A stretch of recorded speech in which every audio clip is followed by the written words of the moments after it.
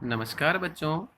आज हम अपना इकोनॉमिक्स का लेसन 5 इकोनॉमिक्स यानी 12th इकोनॉमिक्स का लेसन 5 करेंगे। इसके अंदर हमने हमारी जो मेथड है उसके अंदर आ गए थे हम। यानी क्या क्या मेथड था हमारा? था कि भाई measurement of price elasticity of demand, यानी मांग की कीमत लोच के माप। ये 3 टाइप्स के होते हैं। ये 3 टाइप से कर सकते हैं हम इनको। फर्स्ट हमने किया था टोटल एक्सपेंडिचर मेथड। टोटल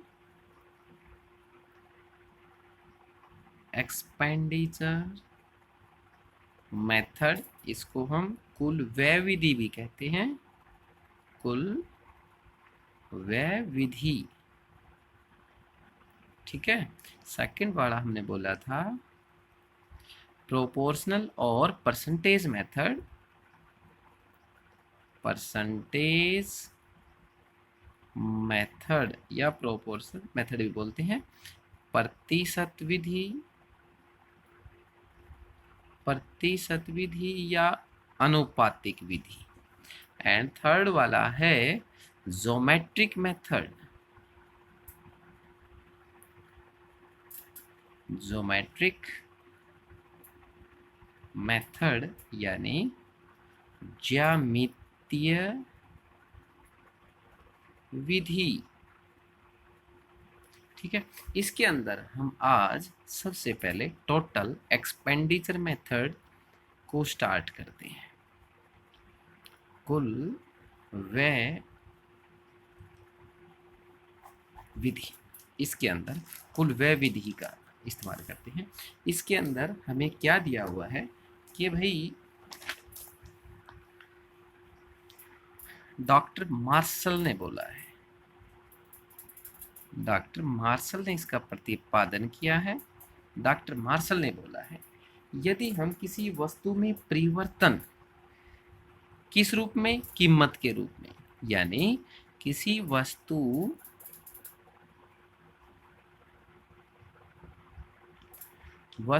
की कीमत में परिवर्तन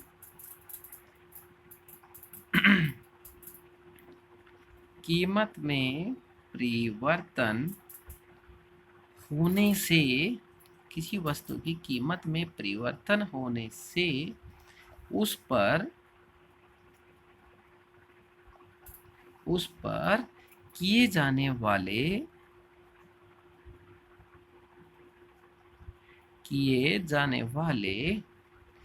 कुल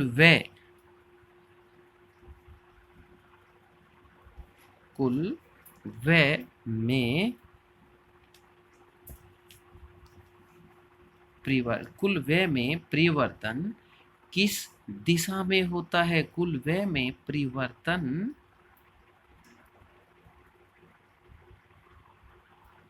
किस दिशा में होता है? ये समझ में नहीं आया सर।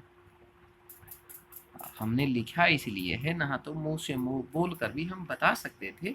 इसका मतलब क्या है? यदि हमारी प्राइस बढ़ती है, यदि हमारी प्राइस बढ़ती है तो क्या हमारा जो एक्सपेंडिचर है वो कम होता है? फर्स्ट कंडीशन हो गई भाई। इफ क्या प्राइस बढ़ती है तो क्या हमारा जो एक्सपेंडिचर है वो भी बढ़ता है? या ये सेकंड कंडीशन है, या प्राइस जब बढ़ता है तो क्या हमारा जो एक्सपेंडिचर है वो स्थिर रह जाता है, उसके अंदर कोई भी चेंजिंग नहीं आती है? ये 3 कंडीशन है। इसको हम बड़े आराम से, बहुत ही अच्छे तरीके से, एक तो आप कुल व्यय विधि को 3 स्टार बोलेंगे हम तो, 3 स्टार साइन लगाओ, इम्पोर्टेंट की श्रेणी में लगाओ इसको, ये बहुत ही ज़्यादा इम्पोर्टेंट है एग्जाम के लिए। इसको हम एक डायग्राम की सहायता से बहुत ही जल्दी समझाने की कोशिश करते हैं, आसान मेथड से। हम एक डायग्राम, बहुत ही आसान डायग्राम है, आप आराम से ड्रा कर सकते हैं। इसको 0x और इसको क्या लिखते हैं हम, y। यहाँ total expenditure method, total expenditure है, एक्सपेंडिचर मेथड ही चला हुआ ना। और यहाँ पर हम उस वस्तु की प्राइस को लेते हैं। इसको मापने के लिए एक छोटा सा ध्यान रखना है, इसको आपने इस प्रकार ड्रा करना है कि इसको हम टोटल एक्सपेंडिचर बोल दें, यानी या टी टोटल, ये ई एक्सपेंडिचर, ये इसको दर्शाए। कहने का मतलब है पहले याद कैसे करते हैं इसको, याद एक तो मन में बैठा लेना है कि इसको कैसे करना है। सबसे पहले बोलते हैं, यहाँ क्या बोलेंगे, कम बराबर अधिक, यानी याद करो बच्चों, कम बराबर अधिक क्या है ये, यानी हमारी जो एलास्टिसिटी है वो 1 से कम होगी इस स्थिति के अंदर। और जब ये स्थिति आएगी, यानी ई से सी तक जो स्थिति है वो क्या है, कम वाली, और सी से बी तक जो स्थिति है वो क्या है, इक्वल वाली, यानी एडी हमारी 1 है और बी से टी तक क्या है, ईडी हमारी ग्रेटर देन 1। तो क्या याद रखना है, कम बराबर अधिक, इकाई से कम, इकाई के बराबर, इकाई से अधिक, सिंपल है। और इसको यदि तुमने याद कर लिया तो ये हमारा क्वेश्चन कंप्लीट यही हो जाता है। कैसे, देखो, जब हमारी किसी वस्तु की कीमत, मान लो किसी वस्तु की कीमत P है, कितनी है, P है, ठीक है, तो उसका एक्सपेंडिचर कितना है भाई, यहाँ है, एक्सपेंडिचर कितना है, नाम लिख लो कोई भी, L ले लो भाई, क्या एक्सपेंडिचर, OL के इक्वल है। जब उसकी कीमत बढ़कर OM हो जाती है, उसकी कीमत बढ़कर OM हो जाती है, तो उसका एक्सपेंडिचर भी बढ़कर OL1 हो जाता है। क्या समझ में आई, जब किसी वस्तु की कीमत बढ़ती है तो उसको एक्सपेंडिचर भी बढ़ता है, जब किसी वस्तु की कीमत बढ़ती है उसका एक्सपेंडिचर भी बढ़ता है। इसको वापस भी ले सकते हैं, जब किसी वस्तु की कीमत कम होती है उसका एक्सपेंडिचर भी कम होता है, जब किसी वस्तु की कीमत कम होती है उसका एक्सपेंडिचर भी कम होता है। तो हम क्या लिख सकते हैं, क्या लिख सकते हैं, ये 1 से कम है तो यहाँ लिखेंगे इकाई से कम, इकाई से कम। इकाई से कम का मतलब, जब किसी वस्तु की कीमत बढ़ती है तो उसका एक्सपेंडिचर भी बढ़ता है, और ये स्थिति ये है हमारी। फर्स्ट कंप्लीट, इसको अपने शब्दों में लिख लेना।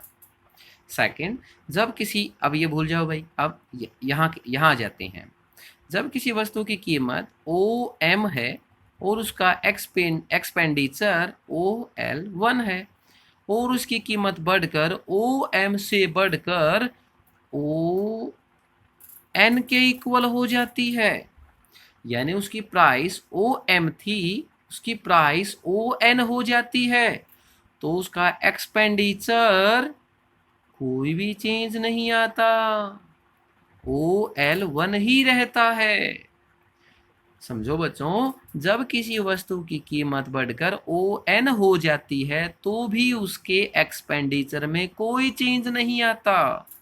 तो क्या लिखेंगे, ये क्या है, इकाई के बराबर, इकाई के बराबर या इकाई के समान। क्या लिखते हैं, इकाई के बराबर या इकाई लोच, मांग बोल सकते हैं, इकाई के बराबर या इकाई लोच लिख दो सीधा, इकाई लोच एक है बस। क्या है कंडीशन, जब किसी वस्तु की कीमत बढ़ती है तो उसका एक्सपेंडिचर नो चेंज, उसके एक्सपेंडिचर के अंदर कोई चेंजिंग नहीं आता। इसको दूसरी तरह भी समझ सकते हैं, जब किसी वस्तु की कीमत ओ एन से घटकर ओ एम रह जाती है तो भी उसके एक्सपेंडिचर में कोई परिवर्तन नहीं आता। इकाई से कम, जब किसी वस्तु की कीमत बढ़ती है तो उसका एक्सपेंडिचर भी बढ़ता है, उस वस्तु की कीमत कम होती है तो उसका एक्सपेंडिचर भी कम होता है। एक जैसा रिलेशन चले, यानी जब उसकी प्राइस कम हो जाएगी तो उसका एक्सपेंडिचर भी कम हो जाएगा, और इसी के अंदर जब उसकी प्राइस कम हो जाएगी तो एक्सपेंडिचर के अंदर फिर नो चेंज। ठीक है, प्राइस बढ़ती है एक्सपेंडिचर बढ़ेगा, प्राइस कम हो गई एक्सपेंडिचर कम हो गया, प्राइस बढ़ जाती है एक्सपेंडिचर नो चेंज, प्राइस कम हो जाती है expenditure no change. This is unit elasticity. ठीक है, यूनिट एलास्टिसिटी। अब यहां डायग्राम के अंदर, डायग्राम है तो हमारा क्वेश्चन है। यदि समझो, अब ये कंडीशन खत्म, ये कंडीशन खत्म, अब यहां आ जाते हैं। जब हमारी किसी वस्तु की कीमत ओ एन है और हमारा एक्सपेंडिचर ओ एल 1 है, जब उस वस्तु की कीमत बढ़ जाती है, उस वस्तु की कीमत बढ़ जाती है और बढ़कर उसकी कीमत ओ आर हो जाती है तो उसका एक्सपेंडिचर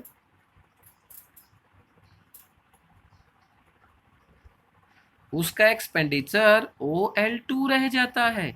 यानी इस स्थिति में क्या कहता है, जब किसी वस्तु की कीमत बढ़ती है तो एक्सपेंडिचर कम होता है। जब ओ एन उसकी प्राइस थी तो उसका एक्सपेंडिचर ओ एल 1 था। जब उसकी प्राइस बढ़कर ओ आर हो गई यानी इंक्रीज हुई है, देन उसका एक्सपेंडिचर घटकर ओ एल 2 रह जाता है।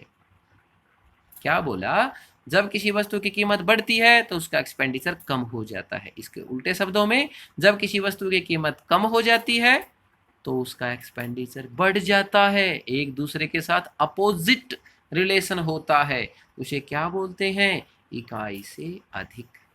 तो थर्ड वाले को क्या बोलेंगे, इकाई से अधिक। मांग की लोच, वही हमारा। ठीक है, इकाई से अधिक मांग की लोच है ये, कंप्लीट ध्यान रखना इसका। क्या है, जब किसी वस्तु की प्राइस बढ़ती है देन उसका एक्सपेंडिचर लुढ़क जाता है। एंड सेकंड, जब उसका प्राइस कम होता है उसका एक्सपेंडिचर बढ़ जाता है। एक दूसरे के साथ रिलेशन कैसा है, अपोजिट रिलेशन है। और ये स्थिति डायग्राम के अंदर ये है, टी से लेकर बी तक। फिर याद रखो डायग्राम को, इकाई से कम, इकाई के बराबर, इकाई से अधिक। अगर ये बातें तुम्हें याद हो गई तो हमारा जो डॉक्टर मार्शल ने दिया है टोटल एक्सपेंडिचर मेथड कंप्लीट हो जाता है। इसको ही यदि आप अच्छी तरह समझोगे तो हमारा क्वेश्चंस कंप्लीट है। एंड नेक्स्ट, अब सेकंड वाला क्या था हमारा, प्रोपोर्शनल मेथड था ना, यहां लिख देते हैं सेकंड वाला प्रतिशत विधि। प्रतिशत विधि या अनुपातिक बोल सकते हैं, इसका दोनों नाम है। ठीक है, इसका क्या है, इसका क्या ध्यान रखना है, इसका एक फार्मूला है, उसको याद कर लो, हमारा क्वेश्चन ही कंप्लीट हो जाता है। यानी मांग में प्रतिशत परिवर्तन, मांग में प्रतिशत परिवर्तन या अनुपातिक परिवर्तन, आप जैसे भी समझो, और डिवाइड बाय कीमत में प्रतिशत परिवर्तन। ठीक है, और जब हम डिमांड और प्राइस का जिक्र करते हैं ना, तो सामने नेगेटिव का साइन लगा देते हैं। ये क्यों लगाते हैं, कई बार पूछ लेता है ये क्यों लगाते हैं, क्योंकि डिमांड और प्राइस के अंदर विपरीत संबंध होता है। एक घटता है दूसरा बढ़ेगा, दूसरा बढ़ेगा ये घटेगा, ये कम होगा ये बढ़ेगा, ये बढ़ेगा ये घटेगा। एक दूसरे का विपरीत संबंध होता है, इसलिए इसको विपरीत को नेगेटिव से लिया गया है। दोनों के अंदर अगर रिलेशन एक जैसा है, एक बढ़ेगा दूसरा भी बढ़ेगा, तो ये साइन नहीं आएगा, तब ये प्लस का साइन बन जाता है। ठीक है, अब इसकी डेफिनेशन क्या है, ये भी डॉक्टर मार्शल ने दिया है भाई। ये भी क्या है, डॉक्टर मार्शल, प्रसिद्ध अर्थशास्त्री हैं डॉक्टर मार्शल। ठीक है, इन्होंने क्या दिया है, क्या लिखेंगे यदि एग्जाम के अंदर आ जाए तो क्या लिखेंगे, इसको लिखना है मांग की लोच का अनुमान लगाने के लिए, मांग की लोच का अनुमान लगाने के लिए मांग में होने वाले प्रतिशत परिवर्तन, मांग में होने वाले प्रतिशत परिवर्तन को कीमत में होने वाले प्रतिशत परिवर्तन से भाग कर दिया जाता है। यानी हमारा जो फार्मूला है इसी को लिख दो शब्दों के रूप में। मांग की लोच को मापने के लिए मांग में होने वाले प्रतिशत परिवर्तन को कीमत में होने वाले प्रतिशत परिवर्तन से भाग कर दिया जाता है। पहले ये मीनिंग लिखेंगे, उसके बाद ये हमारा फार्मूला पुट कर देते हैं। इसको हम दूसरे रूप में भी लिख सकते हैं, साइन ऐसा ही रहेगा। एलास्टिसिटी ऑफ डिमांड है ये ईडी, कहीं ऐसा लिख दो, क्या लिख दिया सर आपने, एलास्टिसिटी ऑफ डिमांड, माइनस का साइन रहेगा। इस फार्मूला में क्या है, P divide by Q multiply change in Q divide by change in P।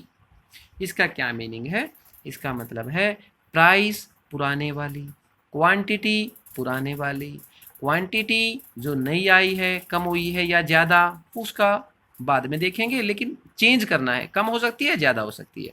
इसी प्रकार प्राइस में भी चेंजिंग है, कम है या ज़्यादा, वो तो क्वेश्चंस के अंदर आएगा। इसको याद करने का तरीका क्या है, सबसे पहले P बाई क्यू को याद करो, P by Q, P by Q, P by Q, change का साइन लगाया और इसके अपोजिट लिख दिया। समझो बच्चों, P बाई क्यू हमेशा याद रख सकते हैं, P by Q, P by Q. अब इसको उल्टा लिख देते हैं और चेंज का साइन लगा देते हैं। ठीक है, ये हमारा फार्मूला, यही फार्मूला है। अगर परसेंट का जिक्र आ जाए क्वेश्चन में तो ये फार्मूला लगा देंगे, अगर उसकी क्वांटिटी और प्राइस का जिक्र आ जाता है तो ये फार्मूला लगा देंगे। केवल इतना लिखना ही हमारा प्रतिशत विधि हो जाती है। सबसे पहले इसका मीनिंग लिखेंगे, मीनिंग क्या है, इसको डेफिनेशन के रूप में कंप्लीट लिख देते हैं, जो अभी अभी हमने 2 बार बोला है। उसके बाद इस फार्मूले को लिख देंगे, उसके बाद इस फार्मूले को लिख देंगे। फिर एक क्वेश्चंस करके दिखाते हैं, हम तुम्हें एक क्वेश्चंस करके दिखाते हैं। क्वेश्चंस देखो बच्चों, एक बुक ले लेते हैं साथ में, उसमें से सिखाते हैं आपको। ठीक है, ये देखो, अब ज़्यादा अच्छी तरह समझ में आएगा। ठीक है, अब क्या बोलता है ये क्वेश्चन कि भाई जब आइसक्रीम की कीमत 4 रुपये से कम होकर 2 रुपये प्रति आइसक्रीम हो जाती है। कितनी आइसक्रीम की कीमत कितनी थी स्टार्टिंग में, स्टार्टिंग में कीमत कितनी है 4 रुपये, यानी हमारी जो प्रारंभिक जो कीमत है वो P से साइन लिया जाता है। कम होकर कितनी हो गई 2, यानी चेंज होकर हमारी जो चेंज होकर जो नई कीमत बनी है वो कितनी हो गई भाई 2। ठीक है, जब 4 रुपये कीमत थी तो आइसक्रीम की मांग एक आइसक्रीम से बढ़कर 4 आइसक्रीम, 4 रुपये कीमत थी तो एक आइसक्रीम खरीदते थे, तो क्वांटिटी कितनी थी उसकी 1 पहले, और नई क्वांटिटी कितनी हो गई अब 4। अब इसने बोला है प्रतिशत विधि द्वारा मांग की कीमत लोच ज्ञात करें, प्रतिशत विधि द्वारा मांग की कीमत लोच ज्ञात करें। अब इसको हम निकाल सकते हैं आराम से। पहले क्या करेंगे बच्चों, इसका निकालेंगे चेंज इन P। प्राइस पहले 4 थी, अब हो गई है 2, तो कितना डिफरेंस आया, यानी 2 के अंदर से 4 को निकाल दो। हमें पता है 2 रुपये कीमत कम हो गई है। अगर कम हो गई है तो इसको नेगेटिव साइन लगाएंगे।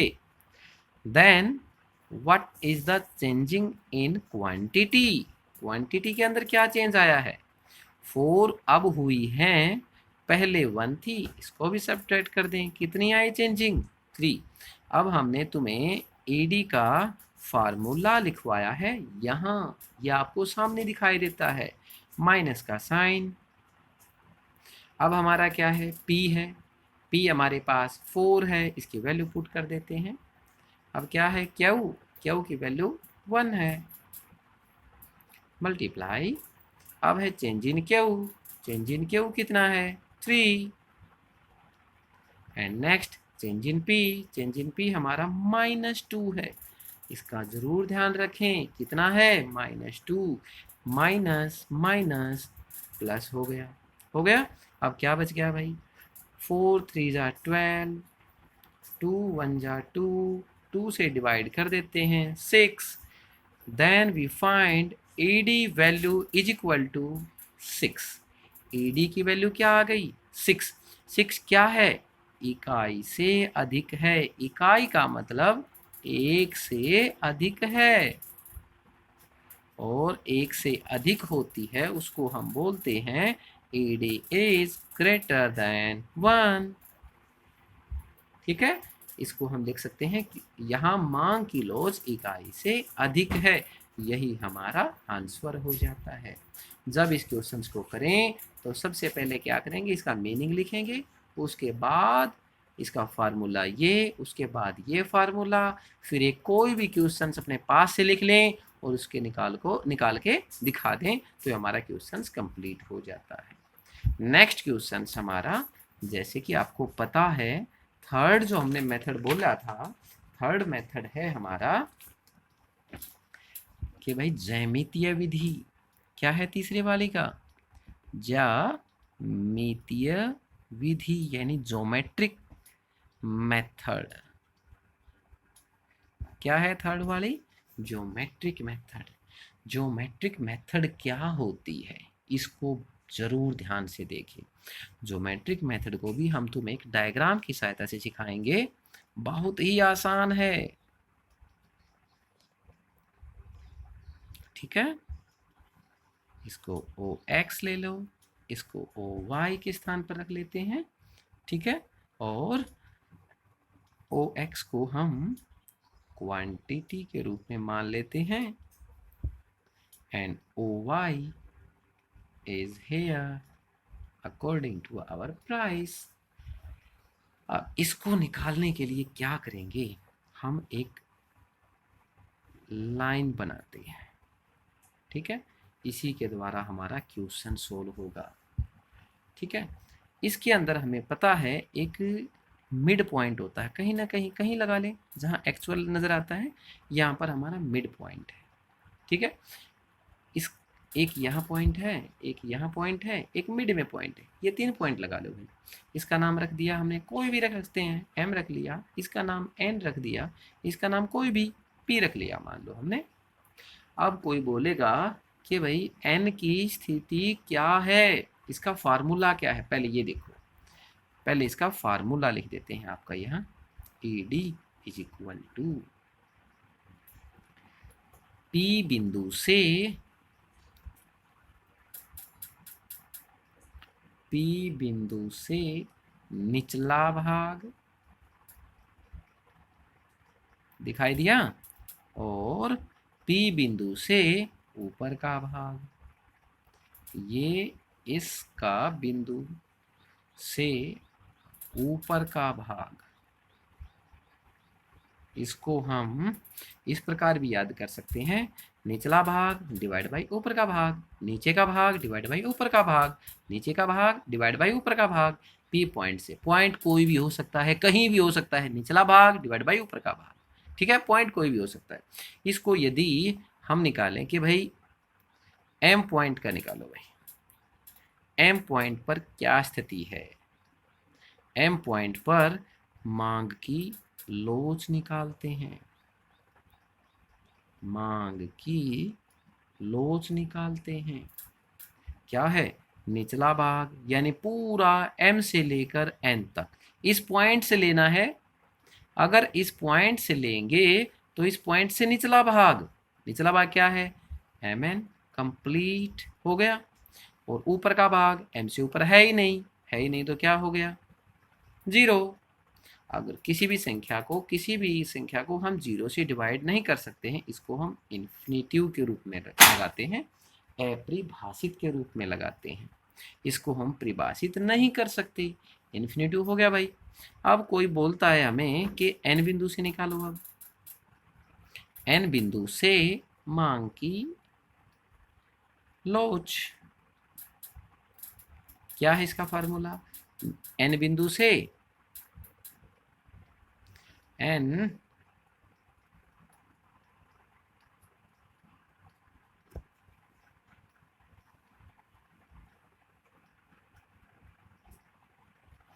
बिंदु से दिखाई क्यों देता है? हाँ, n बिंदु से निचला भाग, निचला भाग क्या है? कोई है ही नहीं, तो यहाँ क्या हो गया? 0। और n बिंदु से ऊपर का भाग nm, यानी mn भी लिख सकते हैं। 0 को किसी से भाग करो, हमारा क्या आता है? 0। अब कोई बोल देता है हमें P पॉइंट से मांग की लोच निकालो। P पॉइंट से Pn डिवाइड बाई Pm, यानी जितना भाग नीचे था उतना भाग ऊपर है, यानी सेम नीचे है सेम ऊपर है, तो हमारा इकाई आ गया। इक्वल आएगा ना, अगर यहाँ ये 5 है ये 5 है, 5 5 को डिवाइड करेंगे 1 आ जाएगा। अगर ये 2 पॉइंट्स और लगा देते हैं, ठीक है, इसका नाम 20